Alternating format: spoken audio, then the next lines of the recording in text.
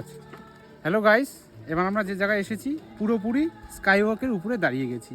ভূপৃষ্ঠ থেকে যদি আমরা বলি 100 থেকে 120 মিটার উপরে রয়েছি আমরা।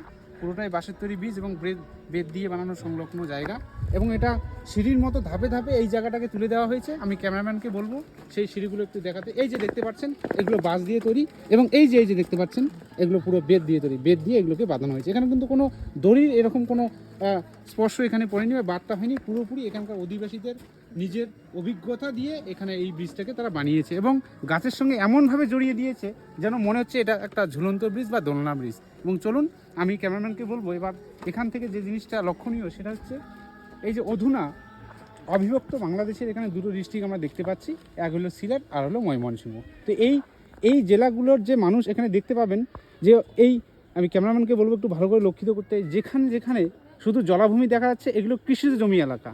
বন্যার সময় এগুলো কি হয়, পলিবালি পড়ে এগুলো প্লাবিত হয়ে ওঠে এবং কৃষিকাজের পক্ষে উপযুক্ত হয়ে ওঠে।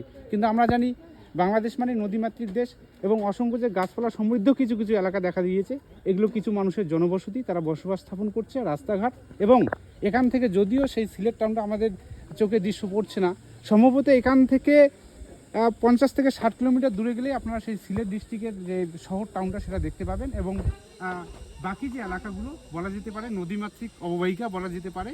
পুরোপুরি এখানে যে অববাহিকাটা আসে সেটা হচ্ছে ব্রহ্মপুত্র থেকে শীতকালে সেখান থেকে উত্তর পূর্ব আয়নবায়ু সংগ্রহ করে এখানে বর্ষাকালে পর্যাপ্ত পরিমাণে বৃষ্টিপাত ঘটায়, যে জলটা পুরোপুরি এই উচ্চভূমি থেকে প্লাবিত হয়ে গিয়ে পুরো বাংলাদেশে প্লাবন হয়ে গড়ে ওঠে। ফলে কিছুটা সময় বাংলাদেশকে বন্যার কবলের মুখোমুখি হতে হয়। এই হলো এই স্কাইওয়াক থেকে দেখা বাংলাদেশের সিলেট এবং ময়মনসিংহ জেলার একটু টুকরো কথা। ঠিক আছে।